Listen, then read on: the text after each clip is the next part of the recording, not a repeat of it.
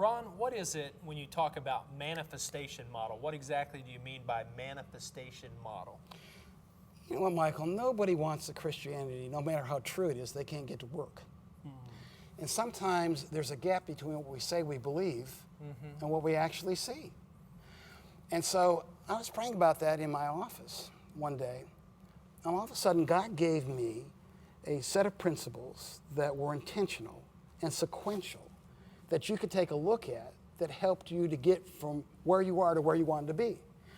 And so there are 5 elements to it, and the 5 elements are these. Number 1 is grace.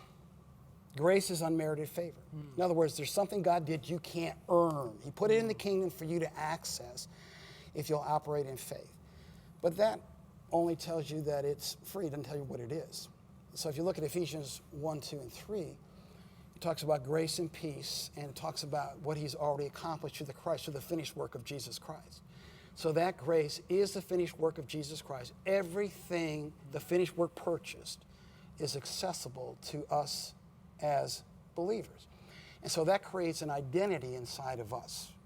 That identity then goes to the second stage, the second principle, that is sequential, that is righteousness. I'm in right standing with the Father, not based on what I've done, but based on what he's done, and I receive it by faith. This is incredibly important. Not works righteousness, faith righteousness. Our research has told us that maybe as few as 10% of believers really fully understand this. So we're trying to earn the right to be used and blessed by God instead of receiving what Jesus did by faith. And so that sets for us a qualification. We feel qualified to receive. So that takes us to principle number 3, which is truth. There's a lot to be said about truth, but in the purpose of this interview, maybe it's just simply to say that we need to renew our minds to the truth.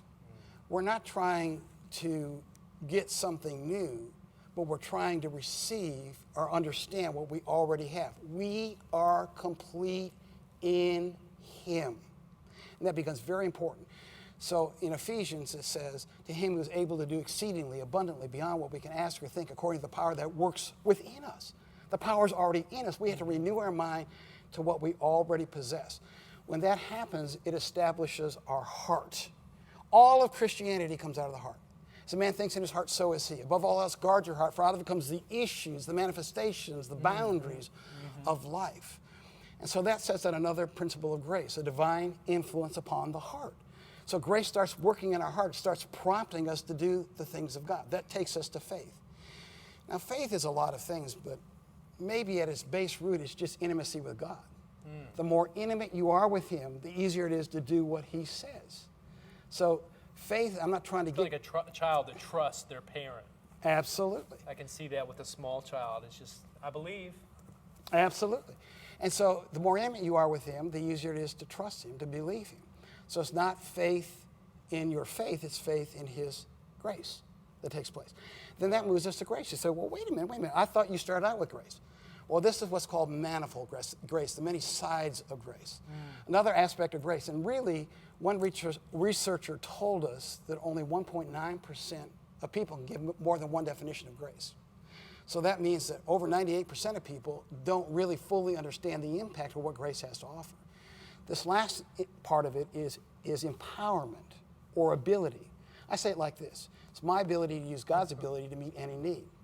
Now, this kind of empowerment, this kind of ability doesn't follow a parked car. So as you move in faith, God begins to give you the empowerment. That empowerment allows you to access and to receive. And so it is God really living his life through us that positions us to get the full productivity of the kingdom in our life as believers. That's powerful.